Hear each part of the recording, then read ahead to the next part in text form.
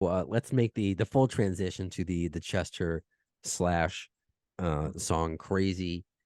Now, we spoke about it at length because you worked also with Fergie, correct? Yeah, yeah, it's funny because for that whole Slash, we had probably been working scoring that movie it's called This Is Not a Movie with Edward Furlong, and Oh, I think you can see clips. I don't know what happened with the movie, but I feel like I've seen it on Tubi, you right? might have, yeah. Yeah. But anyway, so we worked on that one for about almost a year, and then we'll transitioned into a solo album. And he was just bringing. He brought Fergie over to my house. He brought Chester. He brought Avenged Sevenfold. Was the M Shadows.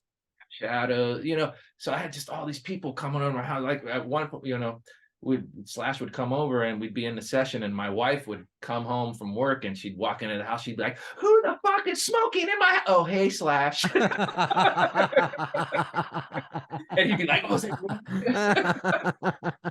See, And then you can get away with it. Fergie'd come over. She's like, and she'd be looking at her nails, and I was like, "Hey, my wife does nails," and she's like, "Oh, really?" So she'd go into the living room, and they'd go have some tea, and she'd do her nails and come out. I was like, it was just a cool setup. And then me and Slash would go take little breaks and go to Van Nuys Boulevard, which is Van Nuys and Sherman Way, which is pretty slummy. I mean, it's pretty ghetto.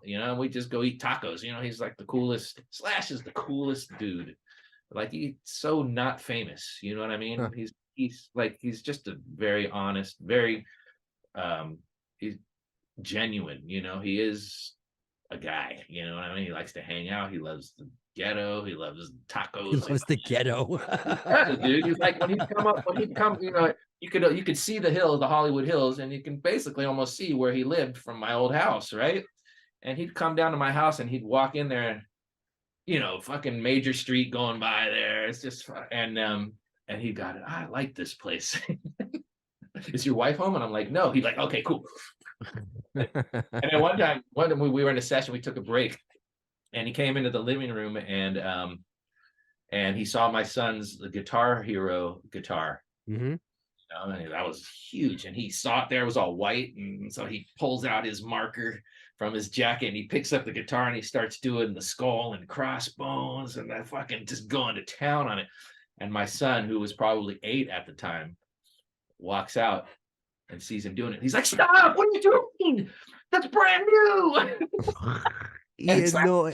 yeah, so he puts his pen back in, puts the guitar back down. And my son literally, he spent probably about a week trying to clean it up. And I told him, I No. was like, "You're gonna regret that one day." Oh, he does To now, right? this day, he's like, "You piece of shit, you never made me keep that on there." Oh, wow, that's too funny. That's fucking, Man, those are funny interactions with your family, and yeah. Oh I yeah. love those stories. Oh, that's brilliant. So yeah, when you offered to give me this song "Crazy," it just kind of came out of left field, and it just reminds me of just everything that I loved about Chester. I love his voice. I loved his So voice. so Um, you raw. know, The whole song is raw. You know what I mean? It's like, what's crazy is that I feel like this is the song Guns N' Roses fans want.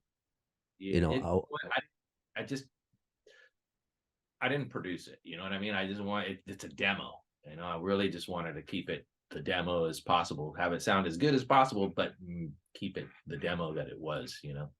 okay. And, and So I guess so. How would it? Because they never completed it. So I guess how did you complete it? Because you went in there. Why you okay, gotta give me the technical terms of? Because I don't want to say, hey, this is an official new song, and Slash yeah, gave permission to share this, but like yeah. how Slash, I was how a would you very categorize it? yeah. When I called Slash, told him I was doing the interview, and I think every interview and at least 10 or 15 comments a month. Hey, what's up with that video, with that song? Hey, you guys are gonna release that song? I'm like, dude, I can't. I don't know. It's not my song. It's not. So just last minute when I found out we were gonna do this lynch mob thing, I said, Slash, you know, all these people always asking me every interview it comes up, and I was like, do you mind if I play the song? And he's like, I don't know, I don't care, I don't care. And I texted him a couple of the day before yesterday, and just to make sure, you sure everything's cool? We're not gonna, you know? And he's like, sure, go ahead. So here we are, and you know, so back in 2010, you know, Chester came in to do the demo. He only did a verse, the chorus, and a couple other little ad lib things, and then when we found out he couldn't release it, you know, it just got shelved, and that's when Lemmy came onto it, turned it into Dr. Alibi. But then it just sat there for a while, and then of course, you know, terribly, you know, Chester committed suicide, and that was, you know, the end of that. And then fast forward another few years, and I found the song again, but it had the one verse and the chorus and some of his other little things, and so I had to take his first verse and create a harmony on it and put that on the second verse. So it's basically how I finished the song, you know. Everything else was there. But you know, Slash on that song, I can picture him with the cigarette hanging out of his mouth, you know, the smoke and everything, you know. It's just, that's that type of song, you know. And definitely old school GNR fans, I think, are gonna dig it. Oh, I mean, totally. Before this podcast of me just being a fan, because Linkin Park became popular maybe my last year of high school, freshman year of college. I actually fortunate enough to have seen them. It was one of my, I don't know, it wasn't my first. It was like my first. I went to a lot of concerts my first couple years of college. It was them, Cypress Hill, and Edema at Nassau Coliseum. Cypress Hill, my God. Be Real, because comes out with a 5-foot bong on stage. Love that man. Love that man. But with Chester, you know, I was, I guess go back down this route. I was depressed before I knew I was depressed. I sound like a South Park episode, but I really didn't understand. I thought I was just being emo or not getting the girl or whatever it is. But there was so much about Chester's lyrics that I identified with Breaking the Habit or Crawling, or a lot of these. It was just the first singer since like Axl. I felt like, whoa, you're really getting what I feel, and the rasp in his voice was like Axl's. So it was just like, this is I don't know, this is like an Axl for my generation. That's how I felt. So when he left us a year after Chris Cornell, and then, you know, after my dad and Robin Williams, which was a year after my dad, I'm just like, man, the hits keep coming. I'm like, am I going to survive this? Of all these people who are supposed to give the rest of us hope. So Right. I think that's important to say, because you deal with a lot of rock stars too. And I saw this comment on just some random troll on a random metal site commented, because Duff put out a new solo album. He's very active about talking about mental health and his anxiety issues and all that. And this one comment was like, boo hoo, I wish I can have his life, a millionaire traveling the world with his model wife. Yeah. You don't get it. You Actually, don't not at all. get it. And that's Go what home. upset me a lot. You know, it upsets me. Why I didn't get with my dad at first, why he was even depressed. Like, you have 4 kids, you're a successful dentist, all this. It's what Dave Navarro said. No amount of money, fame, girl, anything is going to replace trauma. None of that is. So what I think what people need to understand still, it doesn't matter. We're lucky that Slash is still here. We're lucky Yeah. that a lot of these rock stars are still here. We've lost a ton, but there are a Slash lot did more. die once. You're right. He did. He did die once. I mean, the whole GNR crew, we are lucky that all of them are alive. What I learned by watching, you know, I'm the late my studio used to be called Mood Swing Records, and then when I started working with Slash, you know, all of these people, like, started, all these rockers, they either had been in rehab or needed to be in rehab, started coming here, so I changed my studio to the rehab.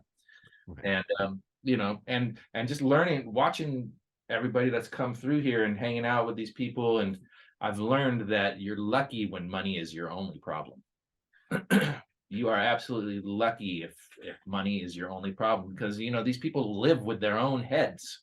You know, it's not, when they're here talking with people, when they're discussing, when they're hanging out with friends, when they're writing songs, when they're producing something, it's a whole other world than when they're driving in their car by themselves, or where they get home and they close the door and Yeah. there they are by themselves.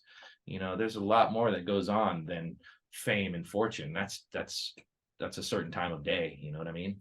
It's such a lazy take. It really is. The highs of being adored by millions, but you can get imposter syndrome, or when you go home and you're just hitting that low of us all the quiet. It takes a lot on the human body. And look, I understand these people aren't going to war, but there are wars going on inside our head. And Yeah. if there's anything I take from the time from when my dad passed to now, because I've just noticed specifically since Robin Williams passed, because it's like, whoa, he was Yeah. the happiest person on the planet. Right. The entire mental health conversation has changed. You see Yep. commercials for it, you see apps for it. This stuff was not around when my dad was around. It's No. not. So I'm glad the conversation has changed. Right. And now with the organization Rock to Recovery, they're first of all, there's like 50,000 suicides a year, and of those 50,000, it's 40,000 of them are men. You know what I mean? Mm, So, I but know anyway, that. there's the Rock to Recovery is, it takes, these people, with drug addiction, maybe with spinal injuries, just maybe people with just depression, and it puts them in a room with other people, other musicians and non-musicians that have the same problem, and they write songs. They create a song together, and they take their experiences and they put them into the songs, and then they record the songs. That's what Rock to Recovery does. So, and writing music, and music, has creates the same endorphins in your head as the drugs did. You know what I mean? It's a little bit different, like a real cigarette and a vape cigarette. Okay, whatever, but you get used to it and it helps, man.